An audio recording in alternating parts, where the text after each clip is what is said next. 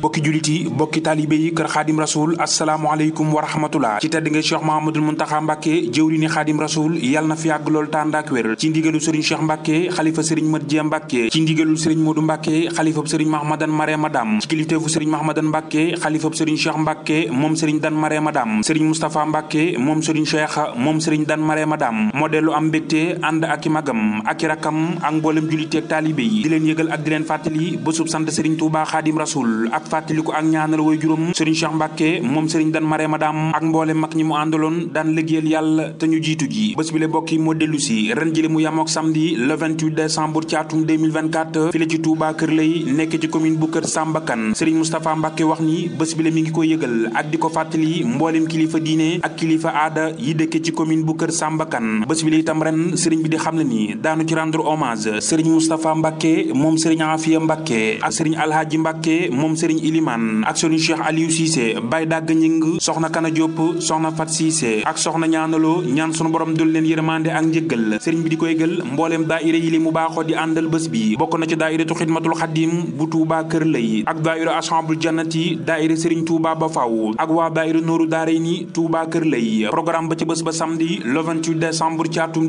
2024 xëy 9h ubbee njàngom alxuraanul karim ak durus xasida sëriñ bi itam mi ngi xamal ñëpp ni daañu fa amal tari alxuraanul karim ñeel mboolem dong yi nga xam ni ñooy jànge ci daara ji ba tax sëriñ Moustapha Mbàkke di ko yëgal mboolem way juru dong yi muy góor di jigéen bàyyiwul kenn ak mboolem daare alxuraanul karim yile mu baaxoo di àndal bés bi ak mboolem jàngkatu xasida yi ba tey ci programme bi sëriñ bi di xamle ni daan fa amal bëccëgu maye deret ak consultation générale te moo di xoolal nit ñi mboolem jàngoro yi nga xam ne amee nañu ko may leen ay garab ci lu ñu dul fay dara 14h ñu julli bernde ginnaaw bernde yi 15h di ñetti waxtu ñu amal cérémonie officielle bi ci teewaayu mboolem kilifa diine yi ak kilifa aada yi ak mboolem taalibe yi li des ci guddi gi daañu ko dundal ci njàngum xasida ak kuréel yi ak jàngkatu rajas yi ñoo koy fanaane ba bët set sëriñ Moustapha Mbàkke moom sëriñ Cheikh moom sëriñ Dan Marema Dam wax ni bés bi mi ngi ko yëgal mboolem jàngkatu xasida yi ak tuddkatu tur yàlla yi dëkk ci tundu Kër Sambakan ak li ko wër ak mboolem fa ab julit nekke bàyyiwul kenn samedi le 28 décembre ci atum 2024 file ci Touba Kër Lay sëriñ Moustapha Mbàkke moom sëriñ Cheikh